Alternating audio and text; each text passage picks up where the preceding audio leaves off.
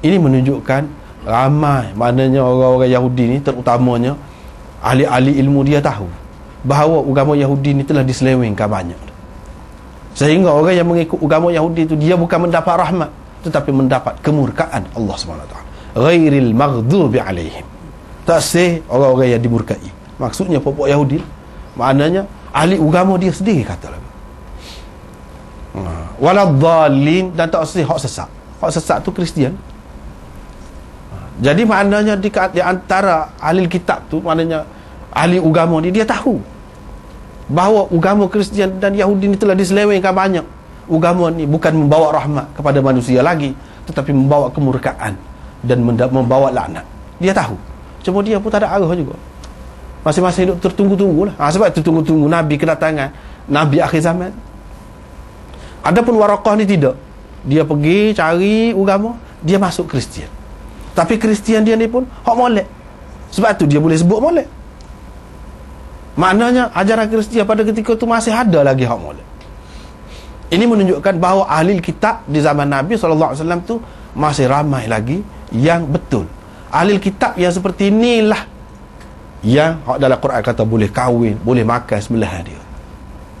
Sebab apa? Kita tengok, kalau kita perhati dalam kitab-kitab hadis ni, banyak sekali terdapat, misalnya puak sahabat Nabi pergi ke Habsyah, berjumpa dengan Raja Najasyi. Bila dia tanya Ja'far, apa ajaran kamu tentang Isa? Dia pun rayak gini, Isa ni bukan Tuhan. Itu yang betul, kata dia. Maknanya dia tahu mana betul. Itulah yang betul. Lagu tu maknanya dia ada tu, maklumat yang betul tu masih ada lagi. Dia pun faham lagu tu, lalu dia boleh terima selalu Islam. Supaya juga Waraqah ni, dia tahu Nabi akhir zaman akan datang. Dia tahu. Dan Nabi tu akan gini-gini, akan dimusuhi oleh kaum dia. Dia tahu. Mana kalau kita tengok sekarang ni dalam kitab-kitab, dia tak ada benda-benda lagu ni.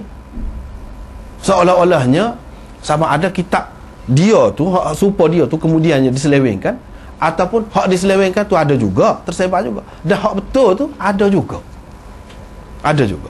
Sebab kalau kita kata semua ahli kitab ni, tak kira lah lagu mana, asal nama ahli kitab, dia ni Yahudi dan Kristian, walaupun dia tu faham teruk dah, syirik dah, menganggap Isa tu anak Tuhan, Uzair tu anak Tuhan. Sebab itulah Ibnu Umar kata, mana lagi syirik yang lebih besar daripada seseorang tu kata Isa tu anak Tuhan. Dia tak terima. Itu bukan ahli kitab, dia kata tak boleh. Tak boleh. Dengan hak zaman dia tu pun dia bertikad, apatah lagi sekarang ni. Tetapi hak kata boleh tu, iaitu ahli kitab yang lagu tadi. Ahli kitab yang jelas kata tak, apa nama ni, Isa tu anak Tuhan ke apa, yang syirik itu tak termasuk. Hak itu termasuk dalam ayat wala tankihul musyrikati hatta yu'min. Syirik. Tetapi wala bagaimanapun benda ni benda khilaf. Ada lagi ulama yang katakan hak lah ni pun, tetapi saya tak nampak, tak setuju. Sebab apa? Hak tadi lebih sesuai. Kita tengok banyak ni ahli kitab pada masa tu dia tahu hak sebenar. Maknanya kitab yang ada pada dia tu berbeza. Ahli kitab waktu, ahli kitab waktu. Jadi dia ni istimewa lah. Dia masuk Kristian. Tapi Kristian pun hak molek ni. Dia mana nak cerita kemahiran dia ni, kitab dalam bahasa Ibrani tu dia boleh salin ke bahasa lain, ke bahasa Arab. Hak Injil dia tulis dengan bahasa Ibrani. Sinilah mana ulama mengatakan Injil itu dalam bahasa Syriani, bukan dalam bahasa Ibrani. Sebab yaktubu minal Injil bil Ibraniyah, masya-Allah. Mana dia boleh terjemahkan kitab Injil itu dengan bahasa Ibrani. Yang bila terjemah dengan bahasa Ibrani, Ibrani itu bukan bahasa asal lah. Asalnya agak lain lah. Kalau tidak, apa makna terjemah dengan bahasa Ibrani? Daripada situlah setengah ulama mengatakan Injil itu dalam bahasa Syriani. Tetapi setengah ulama mengatakan tidak, sebab ada nuskah yang lain dalam kitab ni pun ada sebut ni, fayaktubu minal Injil bil Ibraniyah. Tempat bil Ibraniyah tu bil Arabiyah, bukan bil Ibraniyah. Bermakna asal kitab Injil itu serupa juga kitab Taurat dalam bahasa Ibrani. Situ ada khilaf. Hak dia kata dia hebat ni menterjemah daripada bahasa Ibrani tu ke bahasa Arab. Dia boleh nak terjemah hak mana pun boleh. Maknanya hebatlah dia ni. Mana siapa jadi alim besar lah pula dalam agama Kristian itu. Dia ni pada ketika tu sudah tua dah. Buta dah dianya. Khadijah pun kata, wahai, dia kata, anak pakcikku, dengarlah daripada anak saudaramu ni gini-gini. Waraqah pun kata kepada dia, apa yang kamu tengok, apa yang kamu nampak, dia pun ayat gini-gini kau ya. Waraqah tu pun kata, itulah namus, kata dia, namus yang telah turun kepada Musa.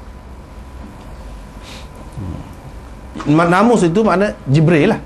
Namus itu maknanya pemegang rahsia. Pemegang rahsia yang telah turun kepada Musa. Aduhai, kata dia, kalau akulah masih muda lagi pada ketika tu. Aduhai, kata dia, kalau aku ni masih hidup lagi pada ketika tu, ketika kaummu akan mengeluarkanmu. Lalu Nabi SAW kata, sebuah kita terjemah tadilah. Jadi mana di sini dia terima baik namus itu. Sebab kalau dalam Quran dia sebut orang Yahudi, dia musuh dia namus itu. Yahudi hak kemudian lah, Yahudi hak kemudian yang telah diselewengkan. Adapun Bani Israel hak asal tu, yang mengikut Nabi Musa yang sebenar, tak ada musuh sebab kita lah juga. Qul man kana aduwwan li Jibril fa innahu nazzalahu ala qalbik. Musuh kepada Jibril itu Yahudi ni. Musuh kepada Jibril Yahudi. Jadi dia kata namus ini buat turun kepada Musa yang diwahyu. Jadi pelik ke Yahudi ni? Dah orang ni buat turun wahyu kepada Nabi kita, kenapa ya kita nak memusuhi dia? Tengok, lari jauh tu. Lari jauh. Sepatutnya kita kena kasih lah kepada dia. Sepatutnya. Nak ceritanya, agama Yahudi ni, agama yang dibawa oleh Nabi Musa dulu tu telah berubah banyak. Siapa hak sepatutnya dimuliakan, dihina, dimusuhi. Tapi dia kata hak ni ia turun kepada Musa.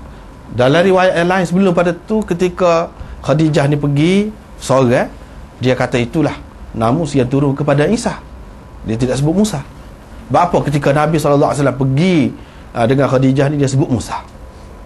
Bapa. Jadi jawabnya nak menunjukkan bahawa dia ni tidak ada taksub. Waraqah ni, walaupun dia ni Kristian, dia sebut Nabi Musa kepada Nabi SAW. Mana nak cerita dia terima juga Nabi Musa tu. Cuma Kristian ni mengikut kepercayaan dia, ada beberapa tambahan lagi atas agama yang telah diberikan kepada Nabi Musa dulu. Dan dia sebagai penyempurna yang ni kitab Injil ini, bukan sesuatu yang bercanggah dengan hak Nabi Musa dulu. Sebab tu dia sebut Musa. Mana sebut tu dengan penuh kasih sayang, dengan baik sebut tu. Satu. Yang kedua, yang dia tidak sebut Nabi Musa ni, yang dia sebut Isa dulu ketika Khadijah tu pergi seorang. Yang ni dia mengambil kira dia ni pengikut Nabi Isa, sebab tu sebut Isa.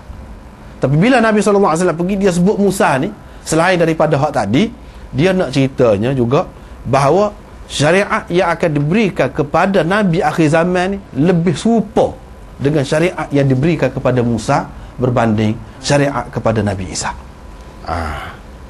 Dia nak isyarat kot tu.